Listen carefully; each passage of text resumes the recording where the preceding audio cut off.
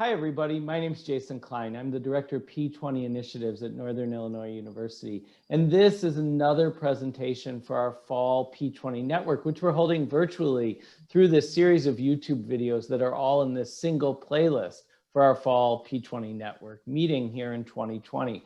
We're really excited about this presentation. This is another presentation in our college and career readiness area of focus.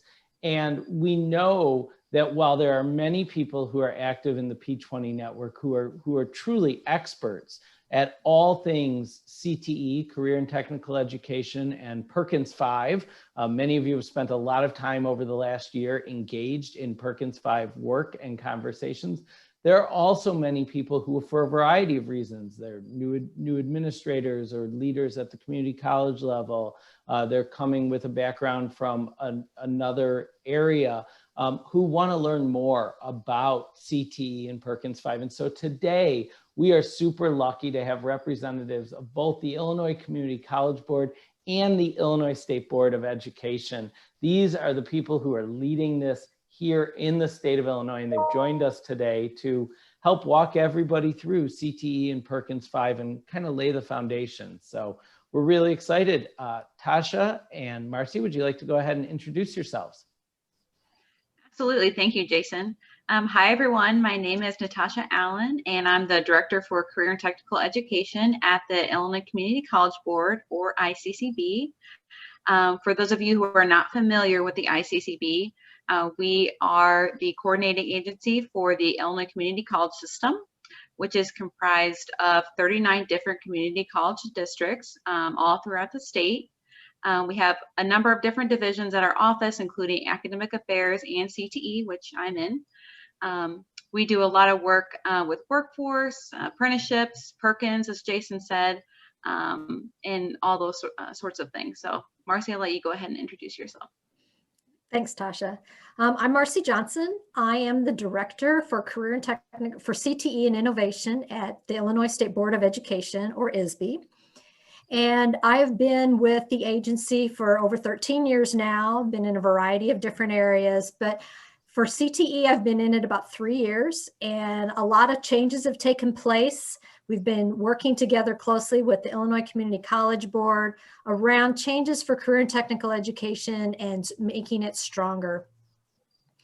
And this presentation today is just giving you that opportunity to just get a little high-level view of career and technical education and not to get too into the weeds on anything. And we welcome any questions following up after this presentation to reach out to us and talk to us. So with that, Jason? Yeah, as you bring up the slides, there's one thing I want to point out for everybody watching. That's one of the themes, and you see this here, and it's a theme of actually all of our college and career readiness presentations today, is this idea of partnership between not only ICCB and ISBE, but in our local areas throughout Illinois, between community colleges and school districts. This is critical. It's not just critical in the area of CTE and with Perkins V, it's critical with dual credit. We hear that loud and clear in today's 2 dual credit presentations, and it's critical with all things career pathways. And it's just so powerful how the idea of collaboration is worked right into laws, rules, and regulations throughout the state of Illinois with regards to this area. And so I want to thank our presenters for being actual literal examples of that today. So now we'll go ahead and dive into the slides here. Thanks again. Great, thank you. Today we're going to talk a little bit about CTE overview, programs of study and courses, accountability, career resources, special populations, and collaboration. Many of you are familiar with what CTE is, but I just wanted to do a little refresher. CTE is a sequence of courses that is combining academic content, relevant technical knowledge and skills, and it is both at the secondary and post-secondary level in careers that are high skill, high wage, in demand. And it is important that academic is part of the career and technical education, but it's also an applied learning. One of the things that Tasha and I are trying to work closely on is coordinating between secondary and post-secondary programs to make sure that we have a seamless transition for students that have on and off ramps, multiple exit and entry points to allow students and adults to advance in their career. Career and technical education also can go down as far as the middle grades, which includes career exploration, which is so important. We want students in high school to have career exploration so that when they get to college, they know what they want to do and they don't use college as a career exploration tool. Perkins V was reauthorized on July 31st of 2018. And I can't believe it's been that long that it was reauthorized. In the meantime, we have been working on developing a new plan for the state of Illinois, and that has been in collaboration with the Illinois Community College Board. You will be able to find our Perkins plan on our websites if you want to read more in detail about it, but I just wanted to highlight some of the 7 areas that we have in our Perkins plan. We talk about our program administration and the implementation of CTE programs, teaching and faculty, preparing those with retention and recruitment of teachers is important for career and technical education, supporting the needs of special populations, which I'll discuss soon, alignment to our workforce system. When we talk about high skill, high wage, in-demand jobs, a system communication and collaboration with each other. Funding is a huge part. Funding for career and technical education at the secondary level is supported by federal funds and state funding. And then we have accountability for results. We both are responsible for meeting those accountability measures in order for us to continue to get our Perkins federal funding. At the secondary level, we have a regional system, and it is called the Education for Employment System. And as you can see here, we have a map of how the system is broke out. And I know it's a little small. And again, if you want to look at it, we have resources of the directory of the EFEs and where everyone is located. Some of the role of the Education for Employment System is a fiscal agent. Our funding goes straight to the Education for Employment areas, and they use those funds to purchase supplies and equipment for the districts, or they distribute those funds directly to the school districts. They offer professional learning for teachers and CTE programs. They provide technical assistance where needed. They look at the course assignments and make sure that they're aligned for career and technical education.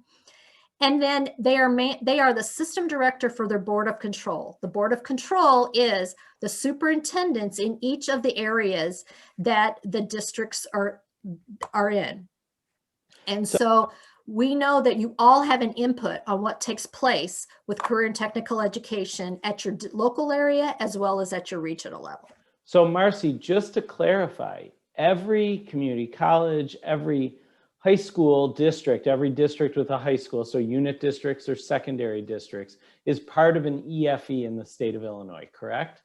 The community colleges are not. And Okay. unfortunately, right now, the way it's aligned, there are 39 colleges with 48 campuses, right, Tasha?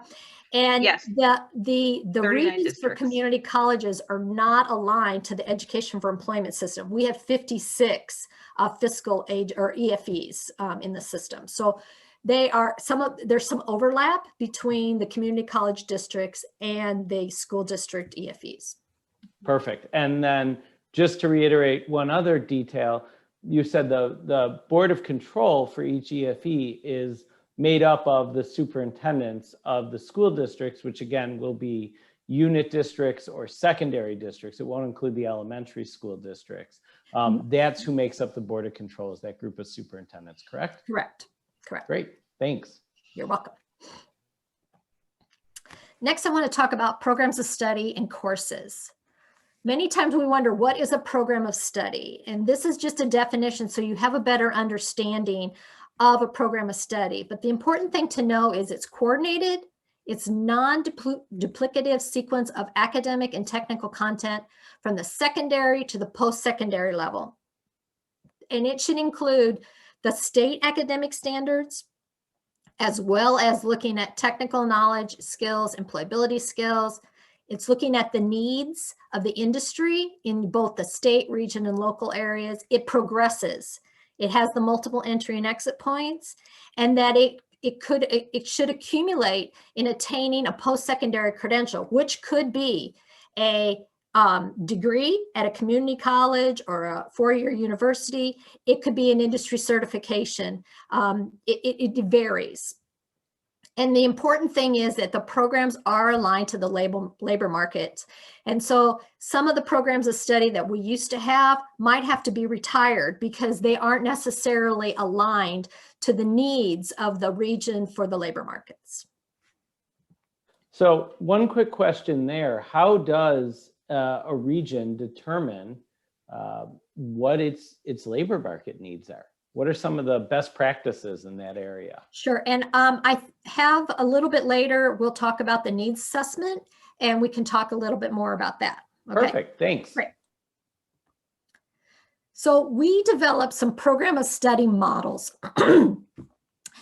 So this last year, we did cybersecurity, education, manufacturing and engineering, health sciences, and technology. We did it at the community college level and at the secondary level. And this is not a requirement, but what we tried to develop was models that we felt were high quality, and that if you followed these types of models, you were going to have a high quality model. As you can see, this year, what we're planning to do is look at architecture, construction, and engineering, arts and communication, finance and business services, and agricultural, food, and natural services. And Marci, I did want to say that at the post-secondary level, our models were developed in coordination with the Education System Center through NIU. Correct. Yep, and we do have all of the models that were published earlier this summer on our website, and we will link to those in the description here on YouTube with this video to make those easy to access for someone watching, because this goes directly into practice with students instructionally. So this really starts to bridge that gap. Thank you so much. Yes. Okay. Most of you are aware that there are career clusters, and in these career clusters, we've always had 16, and you can see them here on the website, and I won't read them to you. I know you can look at it yourself. The one thing I want to bring attention to is we've added energy. We know from listening to our workforce boards and to the industry that energy is an important component. And so we have added energy as one of our career clusters that we do want to focus as an opportunity for students. We also made a course change this year. Just so you're aware, we've always had cooperative education. This year we are phasing that out. This is the last year for it. We are changing to workplace learning, which will be in each of the areas. This allows us to focus more on providing workplace opportunities for students in their specific areas, and for us to have a better understanding of where these workplace learning opportunities are taking place. And we will have new guidance coming out soon that can provide more information about workplace learning. In order for you to have a program of study and to be funded, you need to make sure that you address the size, scope, and quality. And I have provided information on our website for the program quality review to review your programs to see if you're meeting the size, scope, and quality, and then also the definition for size, scope, and quality. And these must be met and fully aligned by fiscal year 23. And this is both at the community college level as well as at the secondary level. And at each area, we do have specific requirements. What I wanted to share is that here is the areas of quality that we feel is important to be in a program of study.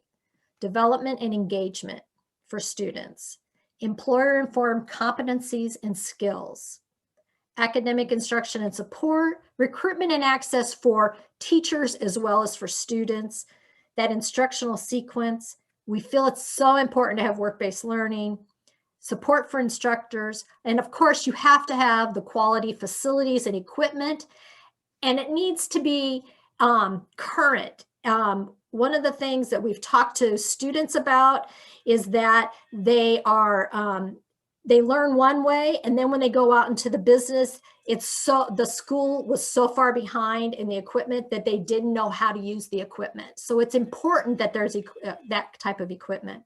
And then there's that continuous improvement, going back and looking at it again to make sure that you're staying up to date on all of the quality components. Accountability. I'm not addressing the post-secondary, just the secondary, because we know that most of our audience today is secondary, but these are the indicators of performance that we must do in order to have approval from the U.S. Department of Ed. 4-year graduation rate, 6-year graduation rate, academic proficiency in reading and language arts, math, science, post-secondary placement. So where are they in the second quarter after they graduate from high school?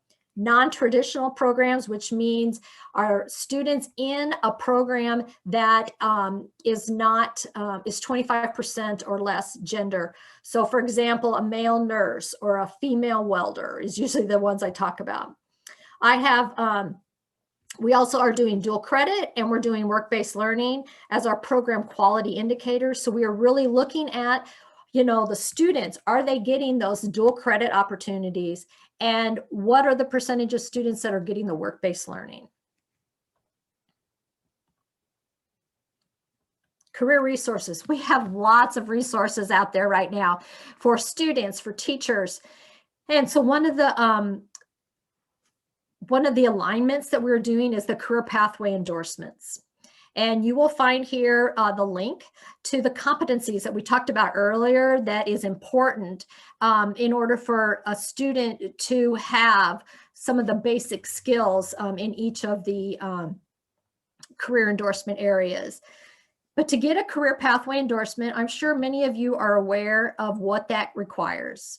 An individualized plan for the student, career-focused courses that are 2 years, a minimum of 2-year career exploration or 1 intensive career exploration experience, or a minimum of two team-based challenges and at least 60 cumulative hours of participation in the supervised career development experience, and demonstrate readiness in math and English language arts. We have an opportunity that districts can apply for these endorsements, and then we will approve the districts on what they're offering in order for them to offer the endorsements. The application is out now, and for the fiscal year 21 graduates. So check that out.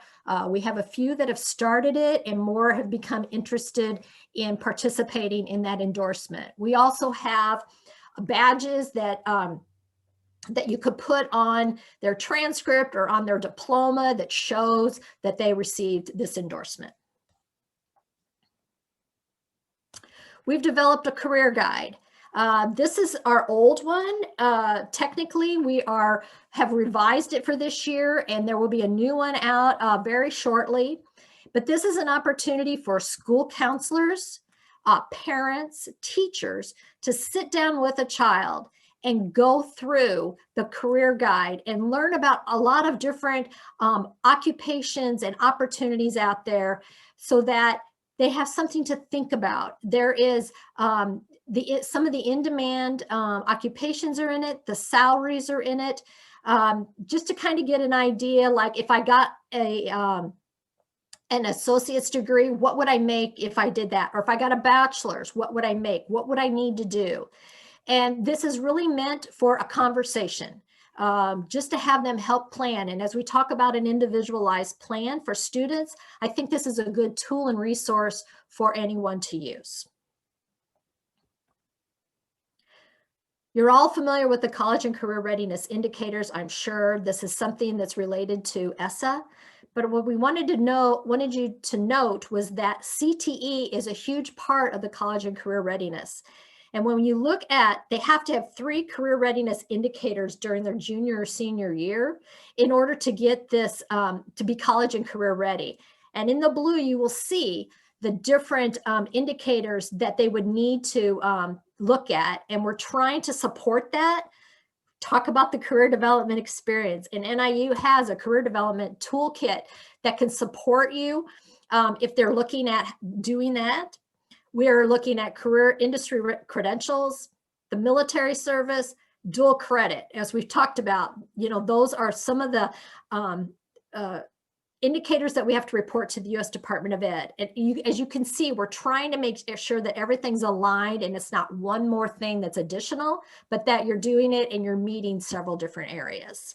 And I'll jump in real quickly. And one of the things I want to say that we talked about in multiple presentations in the spring meeting and have talked about in lots of different settings individually with specific school districts and community colleges is if you go the route of the career pathway endorsements, if you start implementing, even if you're not all the way to the point of implementing the full endorsement, all of the components, I mean, not every single one listed in the blue box, for example, there's not the military service or the ASBE score, but so many of the items in that blue box are captured through that career pathway endorsement, through the elements of that. And so it is, as one school district that's very active in doing college and career readiness work, their director of college and career readiness, he likes to say, yeah, we do the career pathway endorsements. It's wonderful for their students. And we're no longer worried about the college and career readiness indicators. They're taking care of themselves through the work we're doing with students that's meaningful for them. So just a really great plug of how this work has all really been well thought out by the state agencies and the educators who've contributed to that to fit together very, very tightly. Great. Thank you for that follow-up. This is just a list of the special populations. When we talk about special populations in our Perkins plan, there's equity all throughout the plan. We are required to provide support to these special populations. We need to be recruiting these students. We need to be supporting these students with Perkins. As you can see here, there are 9. And where you see the asterisks, those are new ones that were added with the Perkins V, but they all align to ESSA. So again, it's not one more data collection because you're collecting all of this. It's just how are we providing the support to CTE students. And we will have to disaggregate our data based on these special populations. And so districts are required to also disaggregate their data and put it on their websites to make sure that that the community is aware of the support that they're giving. And this is a way to look at the gaps and the problems that you need to focus on in your district if there is a gap or a weakness. Marci, for someone who might not know, what is ESSA? Oh, thank you. ESSA is the Every Student Succeeds Act, and it is it was something that was approved. I think it was also approved in 2017. I think it was, and Title I funding, title funding goes through it, Title II funding, Title III funding. It was a plan that we also had to submit as a state board on how we were going to address it. The college and career readiness indicators were part of that accountability system that we put into our ESSA plan. Thank you. Yeah, and I do want to also say that one of the great things about Perkins V is that it's also aligned to ESSA as well as the Workforce Innovation and Opportunity Act, or WIOA. Correct. So I'm going to toss it to Tasha, and she's going to talk a little bit about collaboration. Yes, thank you, Marci. All right, so let's talk a little bit about collaboration. So one of our main partners, and we just talked about WIOA, so that's kind of fitting, is the Illinois Workforce Innovation Board, or the IWIB. The IWIB includes leaders from state, business, industry, labor, education, and community-based organizations with the goal of evaluating and meeting the workforce needs of Illinois' employers and workers. The IWIB is also responsible for overseeing the development, implementation, and a modification of the Unified State Plan, convening all relevant programs, required partners and stakeholders, and providing oversight and strategic leadership for the state workforce development system. All right, go ahead, Marci. Okay, so in addition to that, other areas that we collaborate with the workforce, as far as Perkins V, is the alignment of goals, strategies, and activities, identifying those priority sectors. So when we talk about collaborating with Perkins V and WIOA and with your workforce partners, we're really talking about utilizing those same resources, right? And I'll talk about that a little bit more at length in a few slides here. Coordinated guidance. So the IWIB, the State Board of Education, and ICCB all provide guidance for local recipients in terms of how they can align their Perkins V and WIOA goals. And lastly, establishing competitive funding opportunities. So the IWIB, ISBE, and ICCB all have common goals to achieve, and identifying those areas where we can promote competitive funding and grants and other opportunities like that for students to succeed. Okay, so now we will talk a little bit about secondary and post-secondary partners. We'd be remiss to forget one of the most important and fruitful partnerships, which is that of secondary and post-secondary. Now, I'm not going to be unlocking the secrets of the universe here, but sometimes we just need a good reminder. And I do want to also say that a lot of this information in these slides came directly from your EFE colleagues. We had a secondary partners panel at our fall Perkins Administrator Cohort meeting, because that's one of the areas that our Perkins administrators had identified that they sometimes struggle with, and we recognize that. So we wanted to provide that resource to them, and they had a lot of great things to say. So a lot of this information is right from those practitioners, as opposed to, you know, just state agencies talking at you. So these are the people who are doing really the grassroots work. I think that oftentimes we can feel like these relationships are strained, or sometimes adversarial in nature. But if we really want to dive into what are, you know, what's at the root of those feelings and thoughts, and how do we strengthen those partnerships to make them more of a relationship, a working, healthy relationship. So at the top of this first slide here is a quote from one of those individuals who was on the panel, and it really struck me in its simplicity, just because I think it's really at the heart of everything that we do. So anything student focused, we should talk to one another. And that's my first bullet point here on this slide, is communicate. And I'm sure you're very excited because another state person is telling you to communicate, like you don't already do that. But I mean, all you have to do is ask. The worst someone can say is no. But we also realize that sometimes the biggest barrier to that is finding out who to ask. Who is this person you need to contact, or you don't even know? So you can utilize the Illinois CTE networking directory, and we've included a link here on this slide. And that's something that the ICCB did in collaboration with the Illinois Center for Specialized Professional Support, or ICSPS. And it's a place where you can go and look up who your post-secondary person contact would be for Perkins, or your workforce partners. I think we're going to expand it gradually to include like dual credit coordinators and special populations coordinators, and individuals like that, excuse me. So that's a great resource for you to go if you just aren't sure who to reach out to. We also need to understand that a victory for post-secondary is also a victory for secondary. Just because one person wins doesn't mean the other, you know, loses in any way. Ending the he said, she said, and that adversarial mindset, like I already talked about, and promoting collaboration, not competition, is extremely important. because really the end goal is having more skilled workers, and those skilled workers are only going to benefit the community. So let's get those students credentials and get them in the course, in the classrooms as often as we can. We also need to, though, recognize that some people will be averse to collaboration.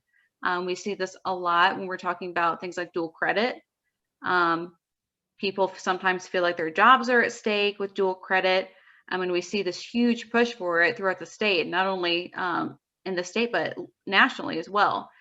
So that's one of those things where there's sometimes some contention. So talking about reframing people's mindsets and helping them understand, you know, this is going to better everyone. And yes, so next slide, please, Marci. Okay, so first let's ask ourselves a few questions. So what can your post-secondary partners learn from you? It seems like a simple question because it is a simple question. We don't necessarily know what we don't know, and therefore we don't know what to ask of one another. So what do you want them to know that they may not already know about you, about your position and your expertise, about your existing partnerships and how to leverage them for the good of both of you? On the same page, where is there an opportunity for collaboration? Share your resources, share your contacts. We're all working toward the same goal, right? Also ask yourself, what concerns do you have, or what needs do you have that aren't being currently met? It's okay to have concerns and voice those concerns, because the chances are others in your network have the same concerns. But you have to be willing to discuss those things together and not be afraid of, disagreeing or anything like that. So on the flip side, what do you need your post-secondary partners to provide to you? One of the ways this question can manifest is by asking yourself what information or materials would help you strengthen your partnership, something tangible. This is a place we can think about course offerings, right? So professors leave or retire, classes get moved from one semester to the next because of, one reason or another. New certificates or programs are developed and implemented, etc. So these are the things that you need to know to effectively do your job, really, especially, counselors and advisors, and dual credit coordinators as well. So what other information would you like from your post-secondary partners? We can also think about advisory committee meeting minutes. Obviously, it's best if you can attend those meetings in person or virtually, but it's not always possible. You're not always able to be there. Have your post-secondary partners provide those minutes to you. That's a great way for you to stay abreast of everything that's going on at the college in a particular program. That's just more knowledge that you'll have in your arsenal. So this also leads me to my next point. Are you being invited to join in these applicable meetings or to be on these committees? If you're not, speak up. If you don't know what meetings are available to even join, again, please reach out, and don't be afraid to reach out and talk to one another. So here, excuse me, lost my train of thought. So finally, are there any connections that should be made but have not yet been made? Here we can think about something we sort of already discussed a little bit, and that's how to leverage your existing connections or identify what connections your post-secondary partner might have so that you're both at an advantage. You can also think about folks in your direct circle. So for example, does your EFE know your dual credit coordinator and or the dual credit coordinator at your post-secondary partner? That's one of those connections that seems kind of simple, but not at the same time. They might not necessarily cross paths, but that kind of connection can really alleviate some of the misinformation that we have about dual credit. Okay, next slide, please, Marci. And Tasha, the other thing I would add to that is school counselors and the advisors at the community colleges, a great connection Absolutely. to make, right? Okay. Absolutely. Okay, so here I've laid out some specific concrete areas of potential collaboration. So the first we've already touched on, advisory committee meetings or president's cabinet meetings. This is an idea that came out of our secondary partners panel at our administrator meeting that I thought was a great point of potential collaboration that I never really thought of. And while we're living in this virtual world right now, you know, even though I'm sure we're all a bit tired of virtual life, it does make these meetings more accessible to more people. That's really the bottom line. And so I think use that to your advantage. Speaking from personal experience, a couple weeks ago, we had our annual Forum for Excellence.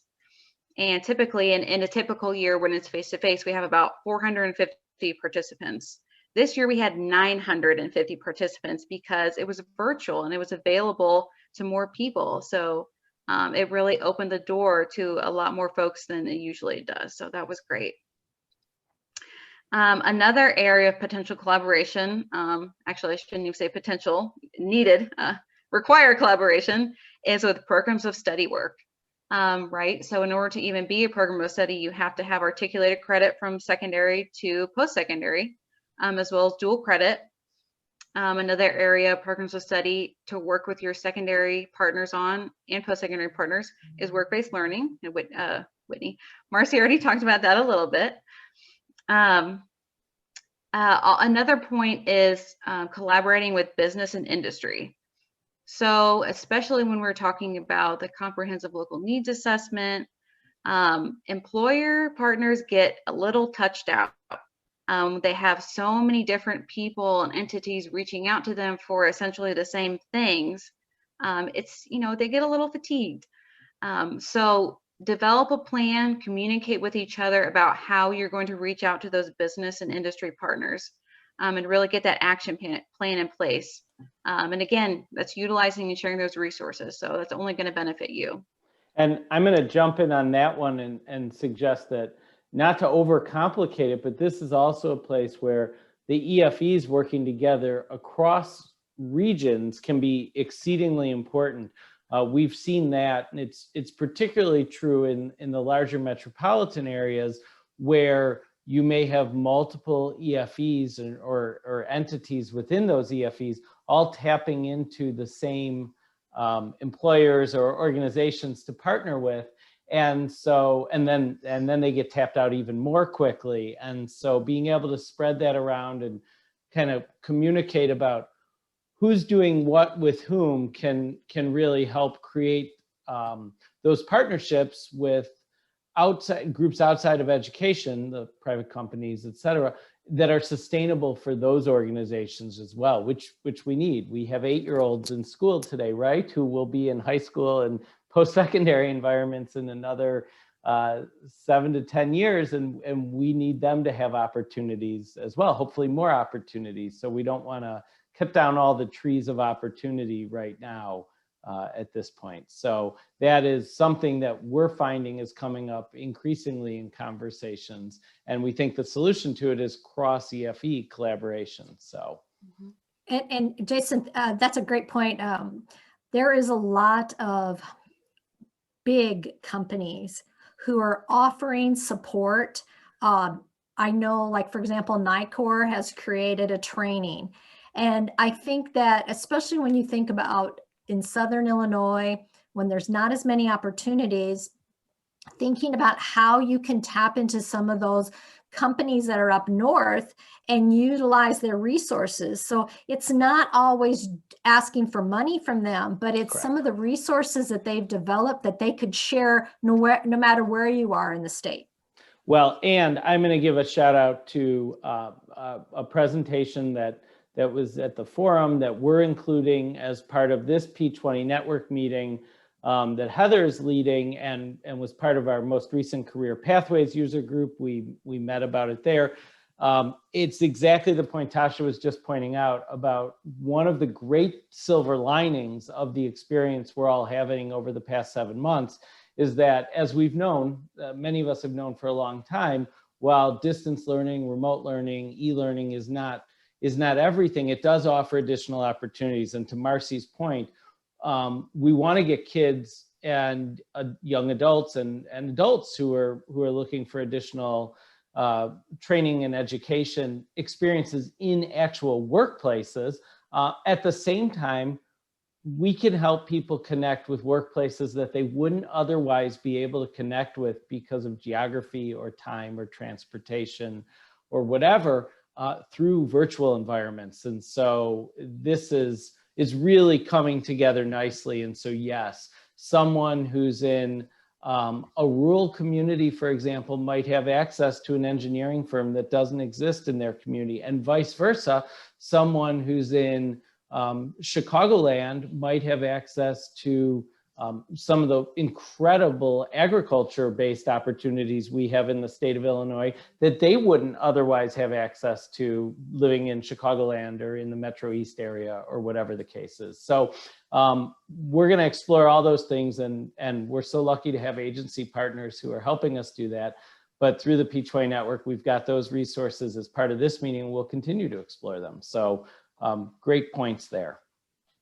Absolutely. Thank you so much, Jason and Marci. So the next point I have on here is cross-partner training, and Marci already sort of brought this up, and I wasn't really sure what to call it, but having sort of an in-depth training for your counselors and advisors, but not just at the secondary level or post-secondary level, together. So get everyone in the same room, make those connections, meet your counterparts at your post-secondary partner agencies or institutions, excuse me, and really understanding the nuances between your different positions, because they're similar but not exactly the same. Secondary and post-secondary, they do a little bit of different things, working with the same resources. So again, learn from one another. Have as many events on your post-secondary partners campus as possible. Get those kids to your post-secondary partners, and not just community colleges, your four-year partners as well. As much as we can get them on campus with high school visit days, career fairs, stuff like that. And I know that's not 100% possible right now. We might have to think about it in a different way, like Jason was just talking about, but still just thinking about those things and getting those kids on campus as much as we can. And on that point, the comprehensive local. Tasha, I'm going to throw out one additional suggestion. This loops back to what Marci had talked about earlier, and this is my bias as a former middle school principal and teacher coming out here too. Middle school is not too early to give students those opportunities to be on campus. And one of the things that we're working on internally at Northern Illinois University is how we can make those opportunities to be on campus even more meaningful than show and tell. So there's some really neat ideas that we have that we're happy to work with any institution, 4-year, 2-year, secondary on, but is how we can tie team-based challenges that are part of the career pathway endorsements into those on-campus experiences. And there's a real marriage that can happen there, and it makes it not a field trip, it makes it a workplace experience to be able to tackle a team-based challenge in an environment like that. So if you've got ideas, please share them. We'd love to share those more widely. Absolutely. Thank you so much, Jason. I think that's an excellent point. The sooner we can get kids into and understanding different careers, the better, honestly, because I can't remember what age it is. By a certain age, they're already, their brains have already developed to think, oh, I don't want to do that. That's for girls or that's for boys. So we want to get them as early as we can, understanding, no, it's for girls and boys. And here's why, and here's, all the cool things you can do. If I would have had that when I was younger, I might have been a welder, but I digress. So the next point and this is also required collaboration, which is our favorite, is for the comprehensive local needs assessment. And I have on here specifically equity work, and Marci's already touched on equity, and I hope you're not tired of hearing the word equity, because you're never going to not hear it again.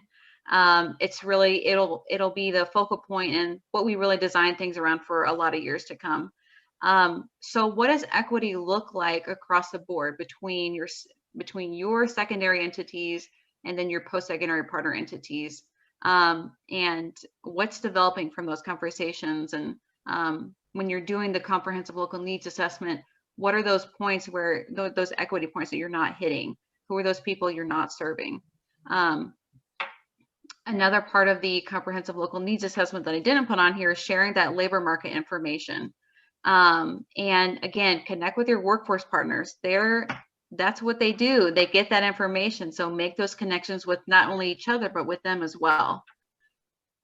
And then the last point, yep, go ahead, Marci. Let's talk more about the comprehensive local needs assessment and kind of the expectations and what's all involved with that. Sure, yeah. So at the, I don't want to speak for secondary necessarily, but I know at the local level for secondary folks, you have your local needs assessment. And then once you get that information, you take that to your EFE, and say the EFE district is comprised of like 7 local high schools or high school districts. Then they put together a comprehensive local needs assessment, and that then is shared with your post-secondary partners. So with the post-secondary side, they're also doing their comprehensive local needs assessment as an institution, and then sharing that information with secondary, and then including their workforce partners, including community-based organizations, including employer partners. I know I'm leaving somebody out, but all these folks are required to communicate and to help you develop your Perkins application, your Perkins plan. And that is so really keeping the spirit of collaboration alive and making sure that when you're doing this comprehensive local needs assessment, you're actually assessing the needs of your local community and making sure that you're hitting all those points. So I think we talked about this earlier on in the presentation. So looking at your data for your area and saying, oh, wow, we have a huge need for this program. Why is this not represented anywhere within secondary or post-secondary in terms of what classes, what programs we're offering? So making sure that what you're doing at your institution is serving your local community. And we have a couple really nice diagrams that I'm sure we can send to Jason. He can add as an addendum to the presentation, as far as, who should you include with the CLNA, and sort of what that internal process looks like before you garner the feedback of your external partners, excuse me. And all parts of the local needs assessment, all parts of the local needs assessment were required in Perkins V. So we laid it out the way the legislation says. So it wasn't just something that we randomly thought of. It was, we knew that these pieces had to be in there for it to be a meaningful needs assessment at both the local and the regional level. Absolutely. Thank you, Marci. So my last point is speaking the same message by utilizing the same language. And then I kind of tossed around this sentence, this phrase a little bit and tried to, figure out the best way to say it to convey my meaning. And I think one of the best examples I can use is we have dual credit, but we also have dual enrollment. And I think sometimes people use those terms interchangeably, and they're not the same thing. So when you're telling a student one thing and they're thinking another thing, they're thinking, oh yeah, they're talking about dual enrollment, but you're saying dual credit. You're not talking about dual enrollment, you're talking about dual credit, but they might not necessarily understand that because they've been hearing both terms being used the same way. So just making sure that you are getting your message and your language correct and the same, and putting that same message out there to the students, so none of those wires are getting crossed. Okay, great. So lastly, what we have is resources. And so we'll go through this quickly. And I know that you'll have access to the PowerPoint and also in this presentation. We have our list, our website for career and technical education. There's also the link to our Perkins state plan and all of the resources and addendums to the state plan. So this is another link. We have a student resources.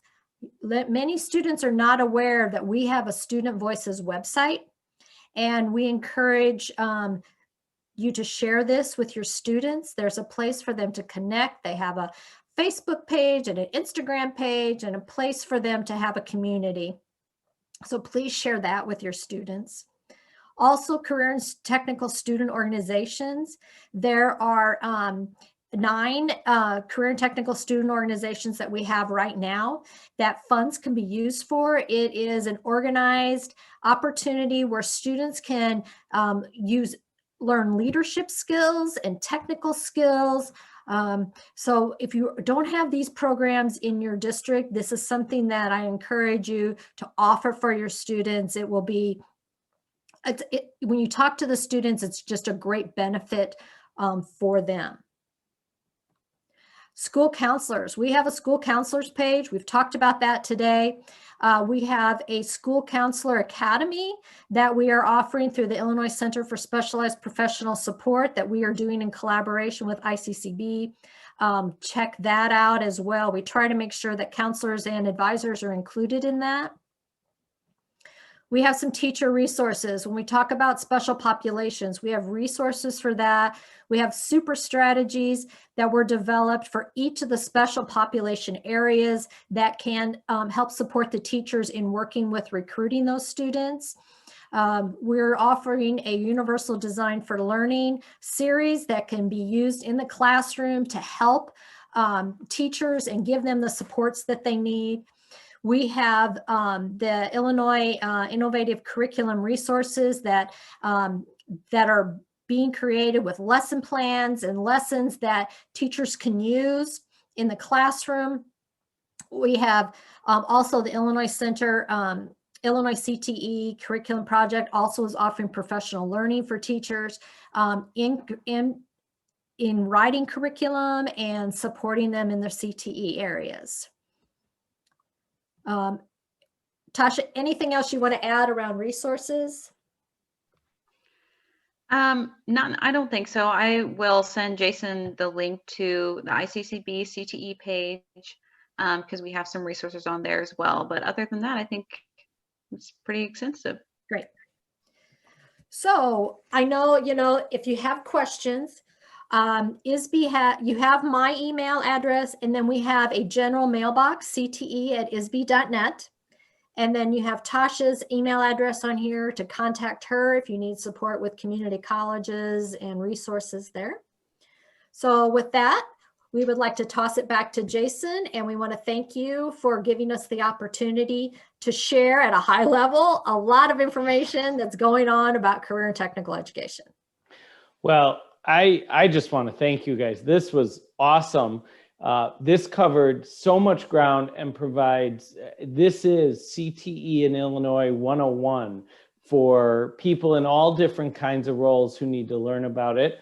Couple of quick things I want to highlight just to put an exclamation point on them from the presentation.